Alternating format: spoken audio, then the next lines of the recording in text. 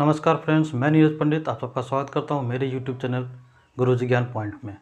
तो दोस्तों, आज हम पढ़ने वाले हैं दिल्ली सल्तनत या सल्तनत काल के बारे में। तो ये मध्यकालीन भारत के इतिहास का ये पहला वीडियो है। इसके पहले मैंने प्राचीन भारत काल के वीडियो अपलोड किए हैं, लेकिन मैंने सोचा कि उसको कुछ दिन तक ब्रेक कर देता हूँ और सबसे पहले मैं मध्यकालीन भारत के इतिहास को समाप्त करता हूँ, फिर पुनः एक बार फिर मैं प्राचीन भारत के इतिहास में आऊँगा। तो चलिए आज हम शुरू करते हैं दिल्ली सल्तनत या सल्तनत काल के बारे में। तो दोस्तों, भारत में सल्तनत काल का समय 1206 ईस्वी से 1526 ईस्वी के मध्य माना जाता है। तो दोस्तों, भारत में जब तुर्कों का आक्रमण हो रहा था, तो उसी क्रम में मोहम्मद गोरी ने जब भारत पर आक्रमण किया था, तो उसका उद्देश्य था भारत पे अपना शासन व्यवस्था स्थापित करना। उसके पहले जितने भी आक्रमण हुए भारत में, सब केवल लूट के इरादे से हुए थे। लेकिन मोहम्मद गोरी ने सोचा कि नहीं, वो अपना साम्राज्य विस्तार करना चाहता था। तो इसी क्रम में उसने भारत पे कई बार आक्रमण किए। हालांकि शुरुआत में तो वो सफल नहीं हो पाया, लेकिन बाद में 1191 में उसने प्रथम के तराइन युद्ध में जब वह पृथ्वीराज चौहान से पराजित हुआ, तो वो काफ़ी अंदर से बौखला गया। तो इसी बौखलाहट में उसने 1192 में फिर से पृथ्वीराज चौहान पे आक्रमण किया, लेकिन इस बार उसका सहायता कन्नौज के राजा जयचंद ने किया। तो इसके फलस्वरूप क्या हुआ कि पृथ्वीराज चौहान हार गया। उसके हार के पश्चात भारत में उसका दबदबा स्थापित हो गया। फिर 1194 में उसने जयचंद को भी पराजित किया चंदावर के युद्ध में, और उसके बाद सफल समझ लीजिए कि वो दिल्ली पर और उसके आसपास के क्षेत्रों पर उसका पूर्ण रूप से कब्जा हो गया। लेकिन उसने क्या किया कि यहाँ पर युद्ध जीतने के पश्चात वह ठहरा नहीं, वह पुनः अपना देश तुर्किस्तान वापस चला गया। लेकिन लाहौर के क्षेत्र में उसने अपने एक सिपाहसालार कहिए या सेनापति कहिए, कुतुबुद्दीन ऐबक को यहाँ पर नियुक्त करके चला जाता है।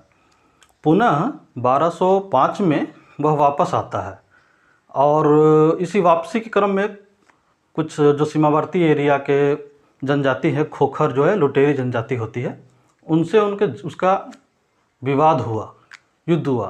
तो इसमें मोहम्मद गोरी तो जीत गया, लेकिन खोखर लोग जो थे वो काफ़ी उग्र होते हैं, उग्र स्वभाव के होते हैं। तो वो लोग बदला लेने के फिराक में रहने लगे। तो इतने में क्या था, जब वो 1206 में पुनः वापस तुर्किस्तान वापस जा रहा था, तो रास्तों में इन्हीं खोखरों ने उस पर अचानक से हमला कर दिया और उसका हत्या कर दिया। तो अब भारत में उसका तो वारिस कोई रहा नहीं। तो सबसे पहले उसने पहले ही कुतुबुद्दीन ऐबक को अपना वारिस नियुक्त कर दिया था, यहाँ पे अपना उत्तराधिकारी नियुक्त करके वो चला गया था। तो अब एक छत्र शासन कुतुबुद्दीन ऐबक के हाथों में हुआ। तो उसी ने 1206 ईस्वी में दिल्ली सल्तनत की स्थापना की। तो दिल्ली सल्तनत के अंतर्गत गुलाम वंश की स्थापना की। तो वहीं से चालू होता है दिल्ली सल्तनत, और इसका अंतिम शासक अंतिम शासन जो था लोदी वंश तक चलता है, जिसका अंतिम शासक इब्राहिम लोदी जो था, वो पानीपत के प्रथम युद्ध में बाबर के हाथों मारा जाता है, और उसके बाद ये दिल्ली सल्तनत का इतिहास समाप्त हो जाता है। तो चलिए आज हम देखते हैं दिल्ली सल्तनत के बारे में। तो दिल्ली सल्तनत का समय 1206 ईस्वी से 1526 ईस्वी तक माना जाता है। दिल्ली सल्तनत के संस्थापक कौन था? कुतुबुद्दीन ऐबक। जैसा भी मैंने आपको एक परिचय में बताया। इसकी अवधि जो थी कुल मिलाकर 320 वर्षों की थी। आप 1206 ईस्वी से और 1526 ईस्वी के बीच में आप इसको माइनस कर ले, 1526 से 1206 के बीच, तो 320 साल होते हैं। तो 320 वर्षों तक दिल्ली सल्तनत का शासनकाल चला भारत में। इस दौरान पांच वंशों ने शासन किया भारत पर। जो भारतीय के केंद्रीय व्यवस्था में थी, 5 वंशों ने शासन किया। कौन कौन से वंश थे ये? गुलाम वंश, खिलजी वंश, तुगलक वंश, सैयद वंश और लोदी वंश। ये 5 वंशों ने शासन किया दिल्ली सल्तनत के अंतर्गत। गुलाम वंश का प्रथम शासक था कुतुबुद्दीन ऐबक। जी हाँ, गुलाम वंश को हम लोग दास वंश भी कहते हैं, मामलुक वंश भी कहते हैं। अब क्यों कहते हैं, तो जब मैं वन बाय वन एक एक करके सबका वंशों के बारे में आपको अगले वीडियोज़ में पढ़ाऊँगा, तो मैं इसका डिटेल से आपको व्याख्या करूँगा। फिलहाल यहाँ पर हम एक परिचय ले रहे हैं और उसकी प्रशासनिक व्यवस्था के बारे में जो दिल्ली सल्तनत के अंतर्गत थी उसकी जानकारी हम लोग ले रहे हैं यहाँ पे। अंतिम शासक कौन था गुलाम वंश का, कैमूर्स या क्यूमर्स? कहीं कहीं कैमूर्स मिलेगा आपको, कहीं कहीं क्यूमर्स मिलेगा, तो आप लोग को इस पे कंफ्यूज नहीं होना है। उसका दूसरा राजवंश था खिलजी वंश। देखिए, पहले के राजवंश या मुगलिया सल्तनत हो या दिल्ली सल्तनत हो, क्या होता था, पहले के राजाओं को मारकर जो वंश जब परिवर्तित होता था तो क्या होता था कि पहले के राजाओं को मार दिया जाता था और कब्जा करके एक नया वंश का नींव रखा जाता था। ये सदियों से चला आ रहा था परंपरा। तो उसी में जो खिलजी वंश में जलालुद्दीन खिलजी जो था, उसने क्यूमर्स की हत्या कर दी। गुलाम वंश का अंतिम शासक क्यूमर्स की हत्या कर दी और खिलजी वंश का उसने नींव डाला। और इसी वंश का सबसे महान शासक कौन हुआ, अलाउद्दीन खिलजी। आपने पद्मावत पिक्चर देखा होगा, तो वही अलाउद्दीन खिलजी जो था, ये इस वंश का सबसे महान शासक हुआ। अंतिम शासक कौन था, नसरुद्दीन खुसरो खां, खिलजी वंश का अंतिम शासक हुआ। उसके बाद आता है तुगलक वंश। तुगलक वंश में इसका जो प्रथम शासक था, यह संस्थापक था गियासुद्दीन तुगलक। इसमें भी दो शासक हुए जिसका नाम कई बार आप लोगों ने सुना होगा, मोहम्मद बिन तुगलक, फिरोज शाह तुगलक। तो ये इसी वंश के थे, तुगलक वंश के। इसका अंतिम शासक कौन था, नसरुद्दीन मोहम्मद तुगलक, नसरुद्दीन महमूद तुगलक इसका अंतिम शासक था। उसके बाद देख लेते हैं, अगला वंश था सैयद वंश। सैयद वंश का जो शासनकाल था, प्रथम शासक था खिज्र खां था और अंतिम शासक कौन था, आलम शाह। खिज्र खां कौन था, तो तैमूर लंग का सेनापति था खिज्र खां। जब तो वो उसने वापस जाने लगा तैमूर लंग, अब यहाँ से जीत के, तो अपना एक सेनापति को बैठा दिया था, तो उसी ने आगे चल के सैयद वंश की नींव डाली। इसका अंतिम शासक कौन था, आलम शाह।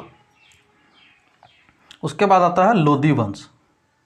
लोदी वंश का नींव बहलोल लोदी ने दिया। इसमें इसके बारे में भी कहानी है कि जो सैयद वंश का अंतिम शासक था वो अयोग्य था, उसने स्वेच्छा से ये पद को त्याग कर दिया और खिज्र खां को सौंप दिया था। इसमें इसको मारने की ज़रूरत नहीं पड़ी या कोई युद्ध करने की ज़रूरत नहीं पड़ी। तो ये था बहलोल लोदी, लोदी वंश का शासक। अंतिम शासक कौन था, इब्राहिम लोदी। यही इब्राहिम लोदी जिसका युद्ध पानीपत के मैदान में 1526 ईस्वी में मुगल सम्राट जो बाबर था उसके साथ हुआ था, जहाँ पर ये मारा गया। और कहा जाता है कि दिल्ली सल्तनत का जितने भी राजा हुए, इसमें एकमात्र ये शासक था जो कोई युद्ध में मारा गया हो, वरना किसी की हत्या हो गई या फिर कोई स्वयं मर गया, इस तरह से था। तो ये पहला शासक था जो इसकी युद्ध में मृत्यु हुई थी। दिल्ली सल्तनत का पतन, बाबर का आक्रमण। बताया कि बाबर के आक्रमण के बाद जो इब्राहिम लोदी मारा गया, तो यहाँ से लोदी वंश समाप्त हो गया और फिर वहाँ से मुगल वंश शुरू हो गया। तो यहाँ इस तरह से दिल्ली सल्तनत का पतन हो गया। अब देख लेते हैं कि दिल्ली सल्तनत के अंतर्गत प्रशासनिक व्यवस्था क्या थी। अब इसकी जो व्यवस्थाएं थी, प्रशासनिक व्यवस्था जैसे क्या था, उसमें कर व्यवस्था क्या था, उसकी सैनिक स्थिति क्या थी, न्याय व्यवस्था किस प्रकार का था, उसकी सामाजिक व्यवस्था क्या थी, आर्थिक व्यवस्था क्या थी, कला क्या था। तो इन सबों के बारे में हम एक वन बाय वन यहाँ पे जिक्र करेंगे। तो प्रशासनिक व्यवस्था को जो देखा जाए तो दो भागों में बटा हुआ था। प्रशासनिक व्यवस्था दो भागों में बटा हुआ था, केंद्रीय और प्रांतीय। जैसे आज भी होता है ना, केंद्र सरकार होता है, राज्य सरकार होता है। केंद्र सरकार मोदी जी, राज्य सरकार अगर बिहार में है तो नीतीश कुमार, या कहीं भी और हैं दूसरे में तो वहाँ के मुख्यमंत्री। ठीक उसी प्रकार केंद्रीय व्यवस्था और प्रांतीय व्यवस्था, जिसे इक्ता कहा जाता था। प्रांत को क्या कहा जाता था, इक्ता। प्रांत भी जो था, जो छोटे छोटे भागों में बटा था। एक्चुअली होता क्या कि साम्राज्य बहुत बड़ा होता था, जो एक सुल्तान को या एक राजा को मतलब वो संभालना बहुत ही मुश्किल होता था। तो क्या किया जाता था, उसको छोटे छोटे टुकड़ों में बांट दिया जाता था और हर टुकड़ों में एक एक प्रमुख बैठा दिया जाता था, जिसके थ्रू वो प्रशासन करते थे। तो इसमें देखा जाए तो प्रांत को जो छोटे छोटे में भागों में बांटा गया था। तो सबसे बड़ा भाग था इक्ता, जिसे प्रांत कहते हैं। उसके बाद आता था परगना, जैसे जिला कह सकते हैं। उसके अंतर्गत फिर ग्राम आता था। तो इस तरह से सबसे छोटा जो था ग्राम का, जो प्रशासनिक सेवा के अंतर्गत जो था सबसे छोटा ग्राम था। ग्राम के प्रधान को चौधरी कहा जाता था। क्या कहता था? चौधरी साहब, वही चौधरी ग्राम के प्रधान को कहा जाता था। शासन व्यवस्था जो था राजतंत्रात्मक थी। पहले गणतंत्र तो था नहीं, तो देखा जाए तो अधिकतर जगह पे राजतंत्रात्मक शासन था। उसका प्रधान राजा होता था, जिसे क्या कहा जाता था? सुल्तान कहा जाता था। जी हाँ, जो राजा जो प्रधान होता था दिल्ली सल्तनत के अंतर्गत, उसे सुल्तान कहा जाता था। अब सुल्तान की सहायता के लिए मंत्रियों का समूह बनाया जाता था। अब राजा तो अकेले शासन करेगा नहीं, उसे तो ज़रूरत पड़ेगी अपने मंत्रियों की, अपने पदाधिकारियों की, तभी जाके वो शासन कर पाता था। तो उसके लिए एक ग्रुप बनाया गया था, मंत्रियों का एक समूह बनाया गया था। उस समूह को क्या कहा जाता था? मंत्रियों के ग्रुप को, जिस आज हम लोग मंत्रिमंडल कहते हैं, मंत्रियों के ग्रुप को, उस समय इसको कहा जाता था मजलिस ए खिलवत। क्या कहा जाता था? मजलिस ए खिलवत कहा जाता था। अब देखा जाए तो अलग अलग विभागों के लिए अलग अलग मंत्री नियुक्त किए जाते थे। अब जैसे आज भी देखा जाता था तो गृह विभाग, वित्त विभाग, रक्षा विभाग या फिर और कोई भी विभाग, उस हर चीज़ के लिए अलग अलग मंत्री है। ठीक उसी प्रकार अलग अलग विभागों के लिए अलग अलग मंत्री उस वक्त भी नियुक्त किए जाते थे। देख लेते हैं कौन कौन से विभाग थे या कौन कौन से पद थे। उस सबसे पहला था वजीर, मतलब सुल्तान के बाद अगर कोई पावरफुल था वो था वजीर, मतलब प्रधानमंत्री। तो सुल्तान के बाद सबसे प्रमुख था। ये क्या देखते थे? ये राजस्व विभाग थे सबसे प्रमुख। पैसा कौड़ी जितना देखना था, उसका लेखा जोखा हिसाब किताब सब कौन रखते थे? तो वजीर रखते थे। राजस्व विभाग देखा करते थे। इसको क्या कहा जाता था? दीवान ए वजारत। राजस्व विभाग को क्या कहा जाता था? दीवान ए वजारत। उसके बाद दूसरा था आरिज ए मुबालिक। अब ये क्या था आरिज ए मुबालिक? ये था सैन्य प्रधान, रक्षा मंत्रालय, जो सैनिक का प्रधान होता था। इसे दीवान ए अर्ज कहा जाता था। रक्षा मंत्रालय को क्या कहा जाता था? दीवान ए अर्ज। तीसरा देख लेते हैं क्या था? दीवान ए खास। ये क्या था? पत्राचार, संचार विभाग। संचार विभाग वही पत्राचार, मतलब कोई एक राजा से दूसरे राजा के पास कोई संदेश भेजना हो या कुछ मंत्रणा करनी हो, तो उसके लिए एक विभाग बनाया गया था जिसे दीवान ए इंसा कहा जाता था। पद का नाम था दीवान ए खास और मंत्रालय विभाग का नाम था दीवान ए इंसा। अब अगला चलते हैं, देखते हैं दीवान ए रिसालत। ये भी एक पद था। इसका काम क्या था? विदेश विभाग, कूटनीति देखना, वही विदेश मंत्रालय, विदेश विभाग का जो था उसे दीवान ए रिसालत कहा जाता था। सद्र उस सुदूर, अगला इसका काम था धार्मिक मामलों में जो भी काम कार्य होता था तो उसको देखने के लिए सद्र उस सुदूर की स्थापना की गई थी। उसके बाद देख लेते हैं काजी उल कज़ात, न्याय व्यवस्था, न्याय मंत्रालय। जो भी न्यायिक मामले होते थे, झगड़े झंझट होते थे, उसका निपटारा के लिए बनाया गया था काजी उल कज़ात। लेकिन इसमें एक प्रॉब्लम था कि जहाँ न्याय की व्यवस्था की बात आती थी तो अंतिम निर्णय राजा का होता था, चाहे कितना भी दे दे। अगर राजा के पास फरियाद किया जाए तो राजा जो निर्णय देंगे वही सर्वमान्य होता था। उसके बाद देख लेते हैं कौन है? वरीद ए मुमालिक, खुफिया विभाग, गुप्तचर विभाग। जितने भी गुप्तचर भेजे जाते थे हर क्षेत्र में, जो खुफिया जानकारी इकट्ठा करके यहाँ दिया जाता था, तो उसके लिए एक विभाग बनाया गया था वरीद ए मुमालिक, गुप्तचर विभाग। अब देख लेते हैं यहाँ कर व्यवस्था। उस समय कर व्यवस्था किस प्रकार की थी दिल्ली सल्तनत के अंतर्गत? तो दिल्ली सल्तनत के अंतर्गत 5 प्रकार के कर उस वक्त निर्धारित किए गए थे। कौन कौन से थे ये लोग? ये कर उस्र जो था एक प्रकार का कृषि कर था। क्या था? कृषि कर। लेकिन यह कृषि कर सिर्फ मुस्लिम किसानों से लिया जाता था, क्योंकि हिंदुओं के लिए अलग व्यवस्था थी। तो मुस्लिम किसानों से जो कर लिया जाता था उसे उस्र कहा जाता था। उसके बाद दूसरा कर का था खराज। ये भी एक कृषि कर था, लेकिन ये किससे लिया जाता था? गैर मुस्लिमों से, जो मुस्लिम नहीं थे, हिंदुओं से माना जाए तो इसका कितना था मतलब 1/3 भाग जो था कर के रूप में लिया जाता था। उसके पास जो भी था उपज होता था, या फिर उसके पास जो भी व्यापार था या जो भी था, उसका 1/3 भाग गैर मुस्लिमों से लिया जाता था कृषि कर के रूप में। अब था यहाँ देखा जाए एक चीज़, तो अलाउद्दीन खिलजी और मोहम्मद बिन तुगलक ने इसको 1/2 भाग लेना शुरू किया। पहले के अधिकांश जो राजा थे 1/3 भाग जो खराज लेते थे, लेकिन अलाउद्दीन खिलजी और मोहम्मद बिन तुगलक ने इसको 1/2 भाग लेना शुरू किया या निर्धारित किया था।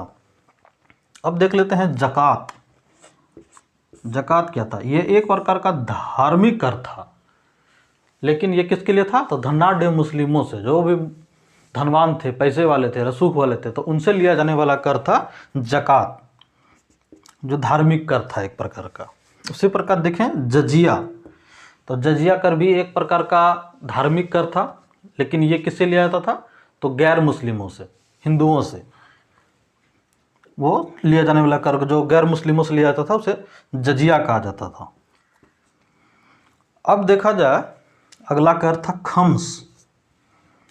तो खम्स किस प्रकार का था? तब कहीं भी युद्ध होता था, अगर सुल्तान जीत गया तो उसका सैनिक लोग क्या करते थे कि जहाँ युद्ध होता था तो उसके परिवार को लूट लेते थे, संपत्ति को लूट लेते थे। तो लूटने के बाद जो वो लेके जो आया, अब उस पर जो कर लगता था उसे खम्स कहा जाता था। अब वो लूटे हुए भाग पर कहता था सुल्तान की कुछ भाग हमको दो और बाकी जो लूटा हुआ तो तुम रखो, तो उस प्रकार के कर को खम्स कहा जाता था। तो युद्ध में लूटे गए भाग पर जो कर था 4/5, अधिकतर जो सुल्तान थे उन्होंने 4/5 भाग कर लेना शुरू किया था। लेकिन फिरोज शाह तुगलक ने थोड़ी उदारता दिखाई और कहा भैया तुम 5 भाग तुम रखो और 1 भाग हमको दो, मतलब 1/5 भाग कर ये खम्स के रूप में लेना शुरू किया। किसने? फिरोज शाह तुगलक ने। इसके अलावे देखा जाए तो चारागाह कर, अगर अपने पशु रखे हैं उसको चराना है तो चारागाह में जाएंगे तो चारागाह के लिए कर, सिंचाई करना है कृषि के लिए तो सिंचाई कर, व्यापार करना है तो व्यापार कर, इस प्रकार के बहुत सारे छोटे छोटे कर भी लगाए जाते थे। अब एक बार देख लेते हैं सैन्य व्यवस्था। सल्तनत काल में क्या सैन्य व्यवस्था थी? तो 4 प्रकार के सैनिक हुआ करते थे। सैनिकों का जो नियुक्ति था उसका नियुक्ति की प्रक्रिया 4 प्रकार से होती थी। कैसे कैसे होती थी? तो पहला सुल्तान के सैनिक होते थे, जिस सैनिकों की नियुक्ति सुल्तान के द्वारा होती थी उसे सुल्तान के सैनिक कहा जाता था। दूसरा था इक्तादार। इक्तादार जो था वो प्रांत के प्रमुखों द्वारा नियुक्त किए जाते थे। अब जो स्टेट हेड है उसके द्वारा जो नियुक्त किया गया उसे इक्तादार कहा जाता था। अस्थायी सैनिक, कुछ सैनिक ऐसे होते थे जिन्हें सिर्फ युद्धों के समय गठन किया जाता था। जो प्रजा के बीच से जो लड़ाके होते थे उसे चुन लिया जाता था और उसे सैनिक बना के युद्धों में भेज दिया जाता था, और युद्ध समाप्ति के बाद उन्हें पुनः रिलीज कर दिया जाता था कि नहीं भाई अब आप अपने घर जाओ, आम नागरिक की तरह रहो। मतलब वो नियमित नहीं थे, अस्थायी थे। स्वनिर्मित मुस्लिम सैनिक, कुछ ऐसे भी सैनिक थे सुल्तान के द्वारा जो था नियुक्त नहीं किया जाता था या फिर उसने ये नहीं बात किया जाता था कि तुम सैनिक बनो, वो खुद का एक सैनिक बनते थे और उसका कार्य क्या था? हिंदुओं से लड़ने के लिए, वो सिर्फ हिंदुओं से लड़ने के लिए ही उसका गठन किया जाता था। तो इसे इस प्रकार 4 सैन्य व्यवस्था हम लोगों ने देखा कि 4 प्रकार के सैनिक होते थे। अब इसका भाग देख ले, सेना के भाग। सेना का 3 भाग था, घुड़सवार, हाथी और पैदल। घुड़सवार सैनिक, हाथी पर सवार होकर लड़ने वाले सैनिक, और पैदल सेना। सेना जो था दशमलव प्रणाली में विभक्त था। अब सेना को छोटे छोटे भागों में बांट दिया जाता था। दशमलव प्रणाली मतलब कहने का मतलब क्या था? दशमलव प्रणाली के अंतर्गत कि 10 घुड़सवार हैं तो उसमें एक उसका हेड बनाया जाता था। 10 घुड़सवार में एक हेड, उसको सरेखेल कहा जाता था। अब 10 सरेखेल में एक सिपाह सालार नियुक्त किया जाता था। उसी प्रकार 10 सिपा सालार में एक आमिर नियुक्त किया जाता था। ठीक उसी प्रकार 10 आमिर के बीच एक मल्लिक नियुक्त किया जाता था और 10 मल्लिक के बीच एक खान नियुक्त किया जाता था। तो इस प्रकार हर 10 टुकड़ियों के बीच एक उसका हेड बना दिया जाता था और उसको अलग अलग नामों से जाना जाता था। जैसे 10 घुड़सवार, उस पर एक सरे खेल, 10 सरे खेल एक सिपा सालार, 10 सिपा सालार एक आमिर, 10 आमिर एक मल्लिक, 10 मल्लिक एक खान। इसी प्रकार जो था व्यवस्था हाथी सेना और पैदल सेना में भी ठीक इसी प्रकार विभक्त कर दिया जाता था। तो ये था इसका सैन्य व्यवस्था था दिल्ली सल्तनत के अंतर्गत सुल्तानों द्वारा। अब देखा जाए न्याय व्यवस्था किस प्रकार थी सल्तनत काल में। तो न्याय व्यवस्था का प्रधान कौन था? काजी उल कज़ात। अभी हम लोगों ने पढ़ा था किसको, जो सुल्तान का जो सहायता के लिए जो पद बनाए गए थे, मंत्री बनाए गए थे, तो उसी में न्याय व्यवस्था का जो प्रधान था उसे काजी उल कज़ात कहा जाता था। दंड विधान काफ़ी कठोर हुआ करते थे, बहुत ही कठोर दंड व्यवस्था था। तो क्या था?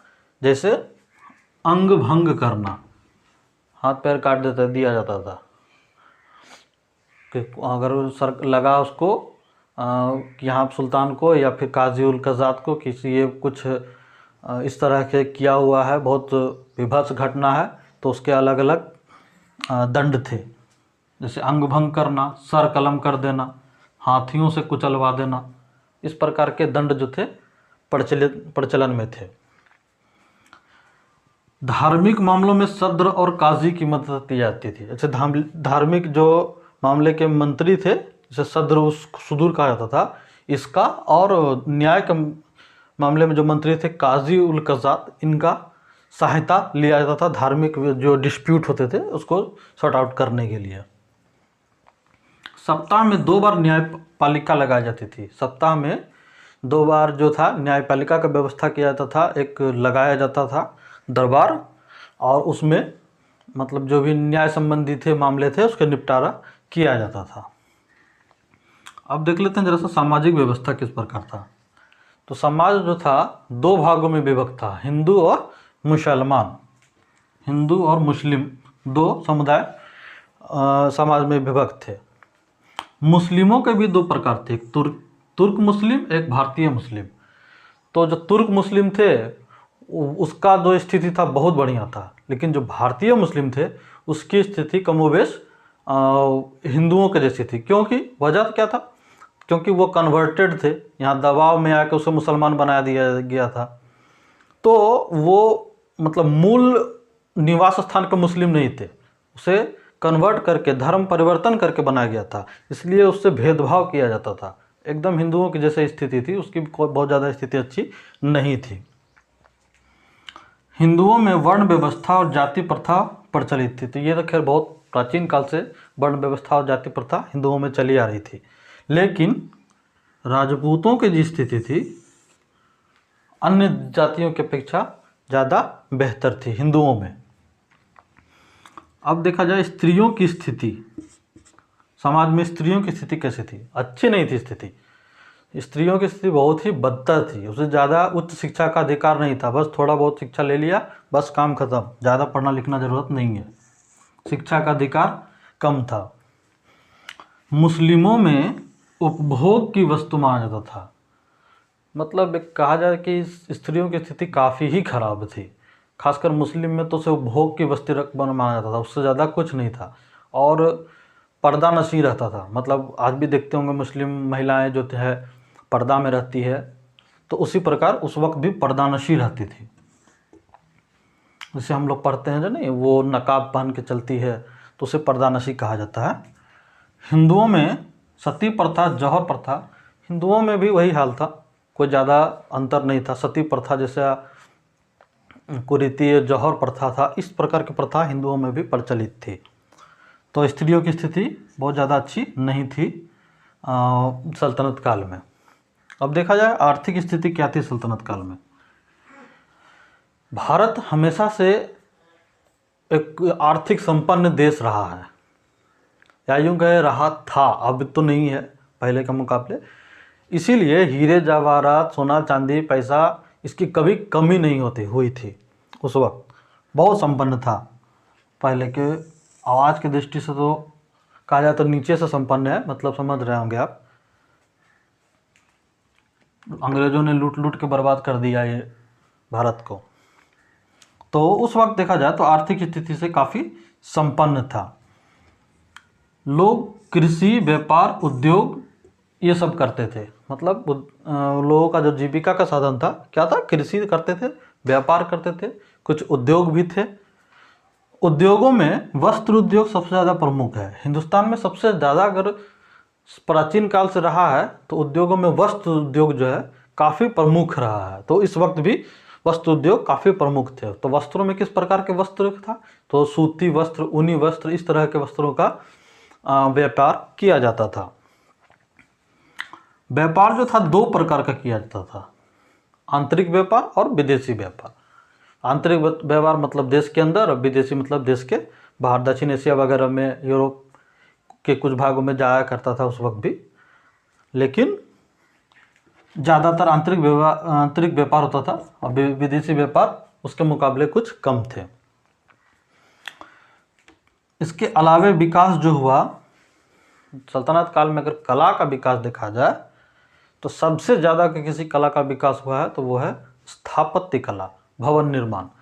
काफ़ी सुल्तानों ने बहुत बड़े बड़े भवन बनवाए, किले बनवाए, दुर्ग बनवाए, दरवाजे बनवाए। तो इस प्रकार देखा जाए तो स्थापत्य कला का बहुत बड़ा योगदान था दिल्ली सल्तनत के अंतर्गत। आपने देखा होगा, दिल्ली गए होंगे तो कुतुब मीनार जो देखा होगा, तो ये सल्तनत काल के शासक कुतुबुद्दीन ऐबक का दिन है।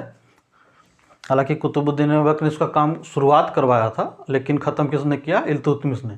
तो इन सब के बारे में हम जब वन बाय वन अलग अलग वंशों के बारे में पढ़ेंगे तो इसका जिक्र हम अलग से करेंगे। फिलहाल यहाँ हम एक परिचय के रूप में आपको बता दे रहे हैं।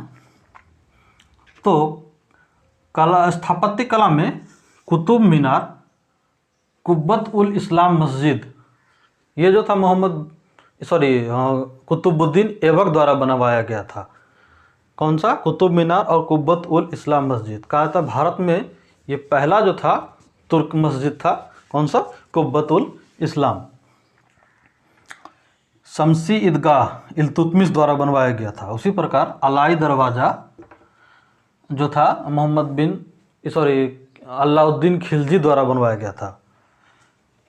तुगलकाबाद किला और आदिलाबाद का किला, ये भी दिल्ली सल्तनत के अंतर्गत जो शासक हुए हैं उनके द्वारा बनवाया गया है। और इसका डिटेल्स हम पढ़ेंगे, ये अलग अलग जब वंशों के बारे में अध्ययन करेंगे तब।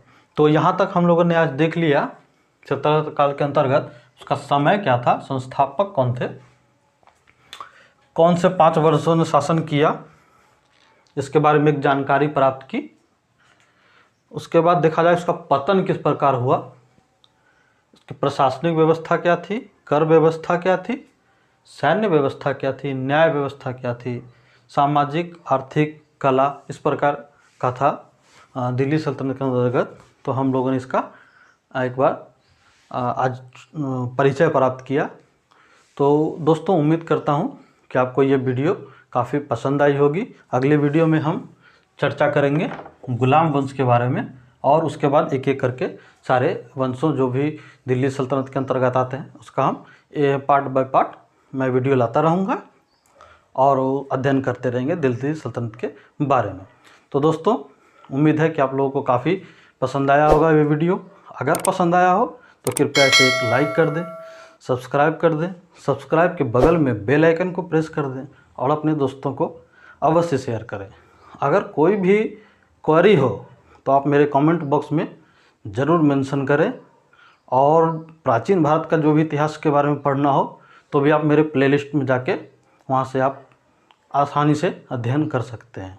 तो दोस्तों, चलता हूँ, फिर मिलता हूँ अगले वीडियो में। तब तक के लिए गुड बाय।